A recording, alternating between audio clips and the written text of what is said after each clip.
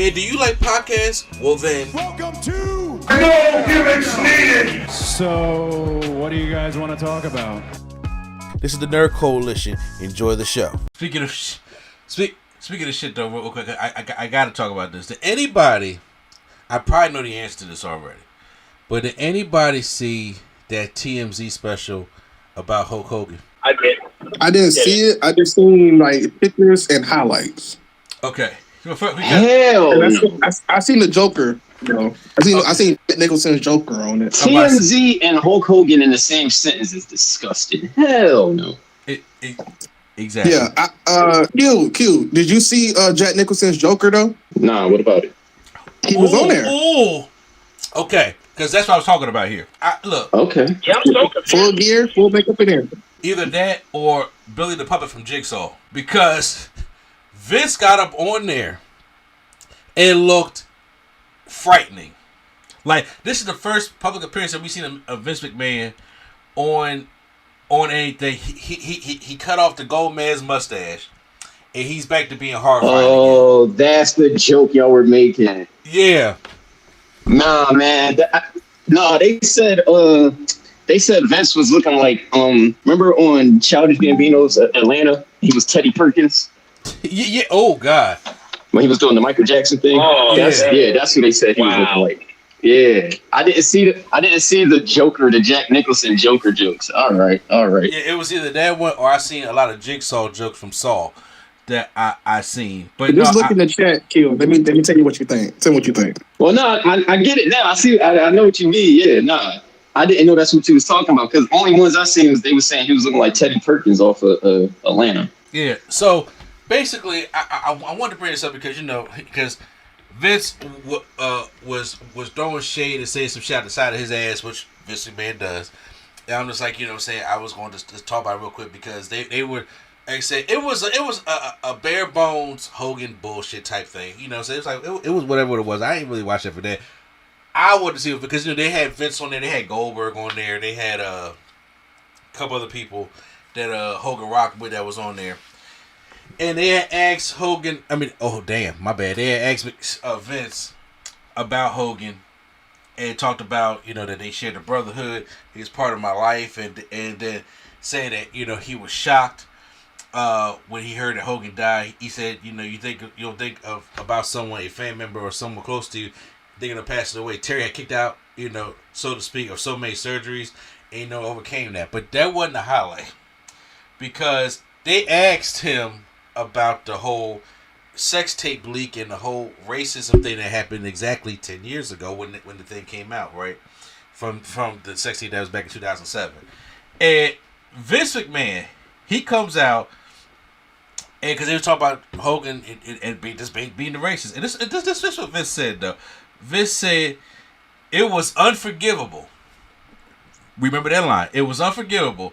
And I was like, aghast. What happened? And when those things occurred, that's not like him. What in God's name is going on? As soon as it happened, obviously, the company didn't have anything to do with him anymore. We're talking about the Hall of Fame. You just don't do these things. But... in the same breath, he says that I knew he wasn't a racist. I've been with him for so many years. He wasn't a racist. He said some racist things, and he should pay for that, and he did. But in the end, I think everyone saw the real Hulk Hogan, Terry Bollea, and they felt, well, wait a minute. This guy, he doesn't act like a racist. He's not a racist. We all make mistakes. That was a big one, but he wasn't a racist, right? They had Mark Henry on the show, too, who basically said, in PC, fuck Hogan because he let me down because he did this shit. I tried to take him out on Black Conscience to apologize. He said, no, brother. That don't work for me, brother. And it turned out any black wrestlers offered to try to make things right. So it's just like, you know what? Fuck all that. And I was sitting up here like, Vince, how oblivious are you? First of all, how can it be unforgivable? But yet, I gotta forgive him. That shit don't make no sense worth a damn at all. And I said, and then he throws Triple H under the bus when he said about how Hogan was treated at the Netflix Raw. Because he said, for somebody like Hulk Hogan, you don't just throw them out there. And if I was there, that's not something that I would have did. And the way I'm thinking of it is, I don't care what situation you put Hulk Hogan in on that first Raw and how you would have built to it for him to come out. It don't matter what the situation is, he still would have got booed. I don't understand. He still, no matter what. Hell, they just booed Tony Atlas out the building for trying to give a Hulk Hogan eulogy in Maine. That ain't L.A.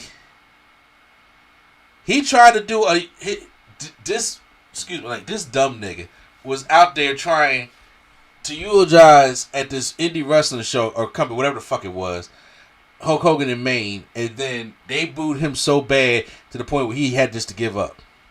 Don't nobody want to hear this shit.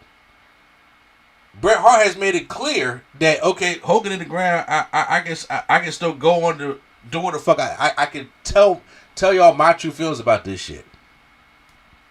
He don't give a fuck. And I'm like, y'all, I don't know what y'all trying to save here. I don't know what save face you're trying to do, because Vince is clearly had not saved his face at all.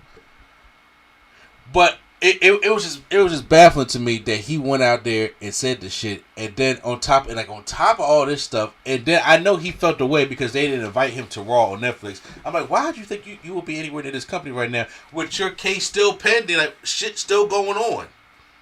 It ain't go away just because Brock came back. It didn't go away, and he just looks horrified. I said, if Vince just let his regular face happen, like Vince is actively fighting against old age and dying, and I was just like, I had to just bring that up because, like I said, I know it wasn't gonna be no long time, but I just had to bring it up to the fact that Vince looks horrified. He actually went on that nut ass documentary and said those things. I was just like, you know what? I don't understand people sometimes. I have a question about that. Yeah. What? So were they filming something with Hulk Hogan beforehand? Because did you see the video where they found out that he died? Yeah. So they are. Here we go again. Netflix is working on a 4-part Hogan documentary series. They were doing this. This is already in the works before Hogan passed away. Because remember how we got the Vince McMahon documentary on Netflix? Where they're doing a similar one for Hulk Hogan. So, but then, they got plenty of interview footage with Hogan, stuff like that. Like I said, this is before Hogan even died. But then once he did die, they had to change some things up. And I don't know if it's coming out next year. I believe it is. But yeah, he has a 4-part documentary coming up on Netflix. And I'm curious.